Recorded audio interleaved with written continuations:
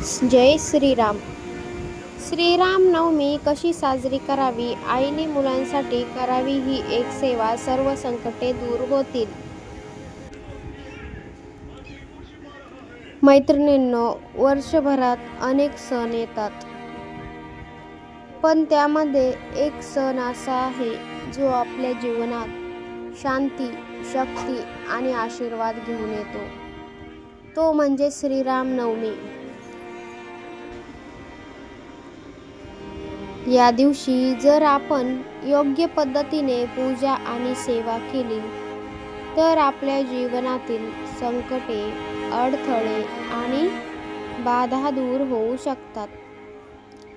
आजच्या या व्हिडिओमध्ये मी तुम्हाला सांगणार आहे श्रीराम नवमी कशी साजरी करावी, जी केल्याने तुमच्या मुलांच्या आयुष्यातील अडचणी दूर होतील आणि सुख समृद्धी वाढेल. म्हणून हा व्हिडिओ तुम्ही शेवटपर्यंत नक्कीच बघा. जय श्रीराम. श्रीराम नवमीचे महत्त्व. श्रीराम नवमीचे महत्त्व. श्रीराम नवमी हा दिवस भगवान श्रीरामांच्या जन्माचा दिवस आहे. श्रीराम हे मर्यादा पुरुषोत्तम आहेत. त्यांनी आपल्याला सत्य, धर्म, कर्तव्य आणि आदर्श जीवन जगण्याचा मार्ग दाखवला.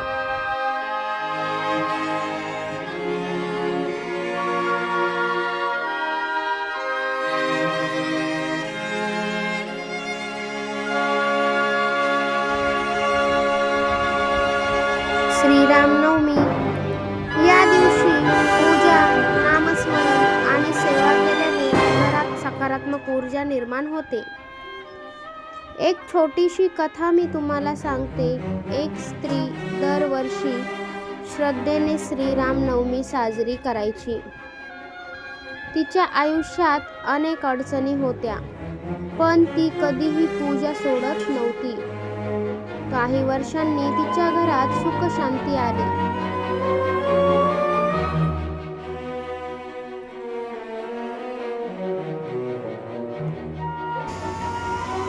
आणि तिला समजलं, श्रद्धेने केलेली पूजा कधीही वाया जातच नाही. श्रीराम नवमीची योग्य तयारी कशी करावी? श्रीराम नवमीच्या आदल्या दिवशी घर स्वच्छ करा. सकाळी लवकर उठा, स्नान करा आणि स्वच्छ कपडे घाला. घरात देवदूत सजवा. फुलं, दीप, धूप, अगरबत्ती लावा. श्रीराम, सीता, लक्ष्मण आणि हनुमान यांच्या प्रतिमा समोर रामरक्षा स्तोत्र, राम नाम जप करा. श्रीराम जय राम जय जय राम राम 108 करा.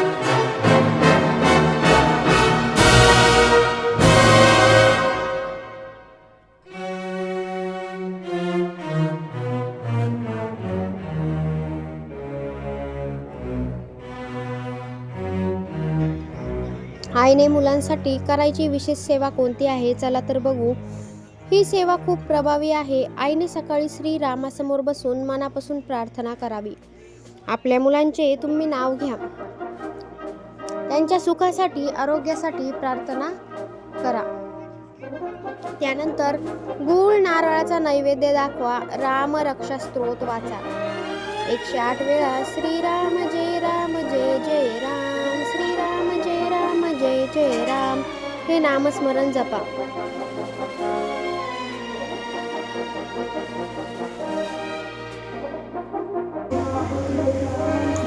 एक कथा मी तुम्हाला सांगते. एका आईने तिच्या मुलासाठी ही प्रभावी सेवा केली. तिचा मुलगा खूप त्रासात होता. अभ्यासामध्ये मन लागत नव्हतं, पण काही दिवसांनी त्याच्यात बदल दिसू लागला.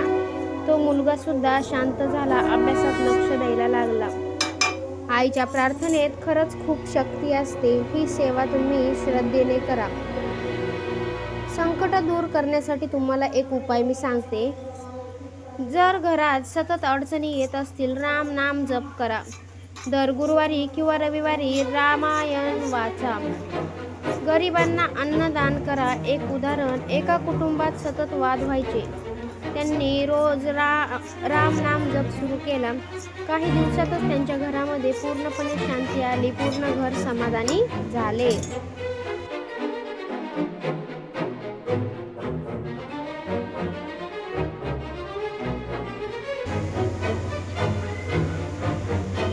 संध्याकाळची पूजा आणि आरती. संध्याकाळी दीप लावा. रामाची आरती करा. श्रीरामचंद्र कृपालू भज मन गा. पूर्ण कुटुंबाने एकत्र बसून नामस्मरण करा. आणि रामनवमी दिवशी काय करू नये? रामनवमी दिवशी भांडण अजिबात करू नये. वादविवाद अजिबात घालू नये. नकारात्मक विचार टाळावेत. खोटं तर अजिबात बोलू नये. शांत आणि सकारात्मक रहा.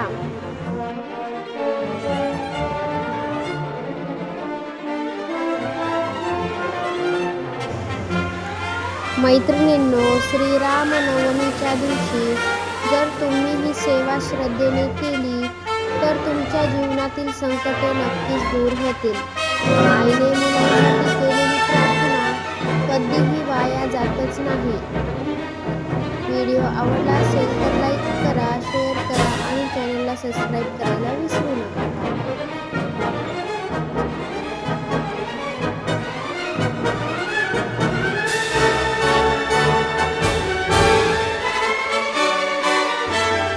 जय श्रीराम. आता आपण दुसरा मुद्दा पाहणार आहोत. श्रीरामनवमी विशेष सेवा. आईने मुलांसाठी कोणती गुप्त सेवा करायची जी संकटे बाधा दूर होतील? जय श्रीराम.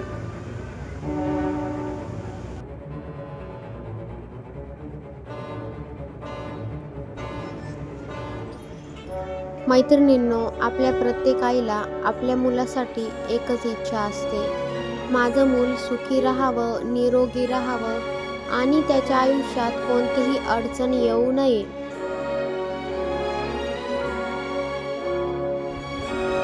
पण काही वेळा कितीही प्रयत्न केले तरी मुलांच्या आयुष्यात अडथळे येतातच. अशा वेळी श्रद्धा आणि देवाची सेवा आपल्याला योग्य मार्ग दाखवते. आज मी तुम्हाला श्रीरामनवमीच्या दिवशी करायची एक अशी खास सेवा सांगणार आहे जी आईने आपल्या मुलांसाठी केली तर त्यांच्या आयुष्यातील संकटे, बाधा आणि अडचणी दूर होऊ शकतात. ही माहिती खूप महत्त्वाची आहे, म्हणून शेवटपर्यंत नक्कीच ऐका.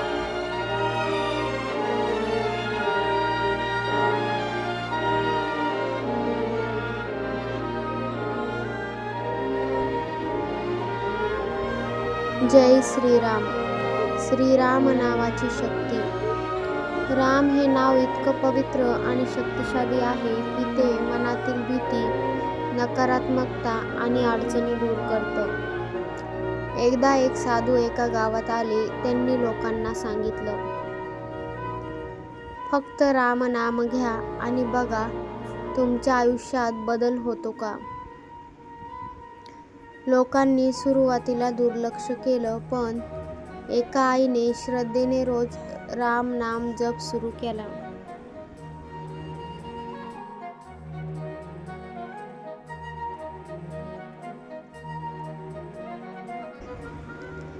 काही दिवसांनी तिच्या घरातील वातावरण बदललं. वाद कमी झाले. मुलं शांत झाली. राम नाम हीच खरी शक्ती आहे.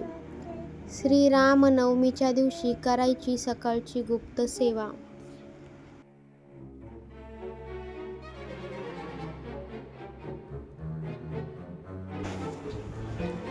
ही सेवा खूपच सोपी आहे, पण खूपच प्रभावी आहे.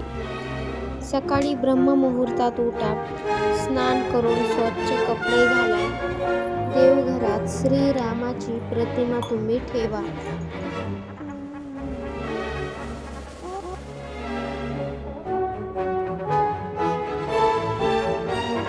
आता एका तांब्याचा लोटा घ्या. त्यामध्ये स्वच्छ पाणी भरा. त्यात थोडंसं गंगाजल टाका. आईने आपल्या मुलाचं नाव घेत श्रीरामासमोर प्रार्थना करावी. हे प्रभू श्रीराम, माझ्या मुलाच्या आयुष्यातील सर्व संकटे दूर करा. त्याला योग्य मार्ग दाखवा. नंतर 11 वेळा रामरक्षा स्तोत्र किंवा रामरक्षा स्तोत्र 108 वेळा श्रीराम जय राम जय जय राम जपा. 108 वेळा जपायचा आहे. ही सेवा तुम्ही मनापासून करा. मुलांसाठी संरक्षण कवच सेवा कशी करायची ही सेवा बघा.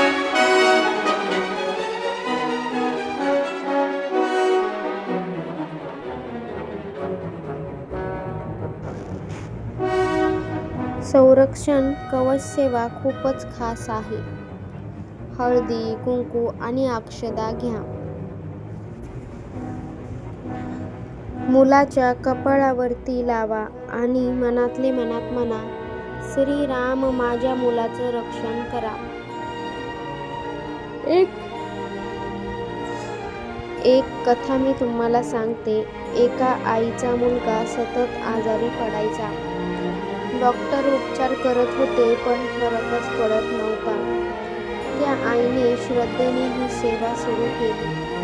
हळूहळू मुलाची तब्येत सुधारली. आईची प्रार्थना आणि श्रीरामाची कृपा दोन्ही सुद्धा एकत्र आले की चमत्कार हा घडतोच. दुपारची विशेष सेवा काय करावी?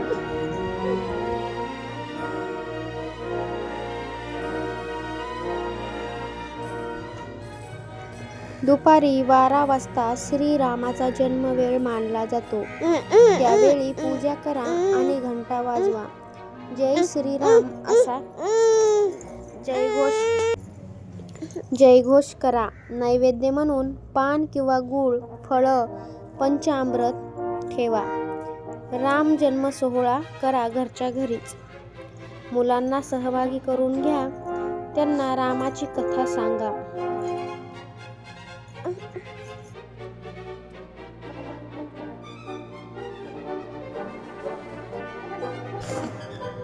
संध्याकाळी संकट निवारण उपाय कोणता करायचा? तर संध्याकाळी तुपाचा दिवा लावा. रामाची आरती करा.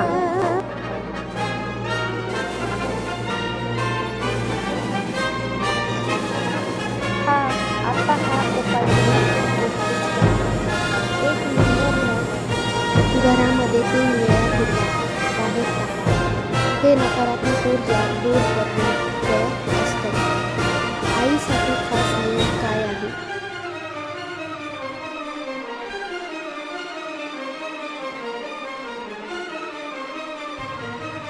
रामनवमी दिवशी आईने राग वैताग अजिबात करू नये.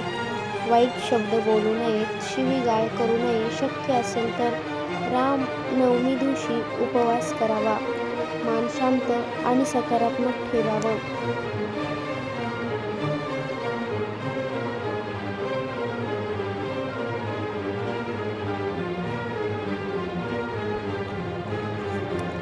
मैत्रिणींनो, श्रीरामनवमीच्या दिवशी जर ही सेवा तुम्ही श्रद्धेने केली तर तुमच्या मुलांच्या आयुष्यातील संकटे नक्कीच दूर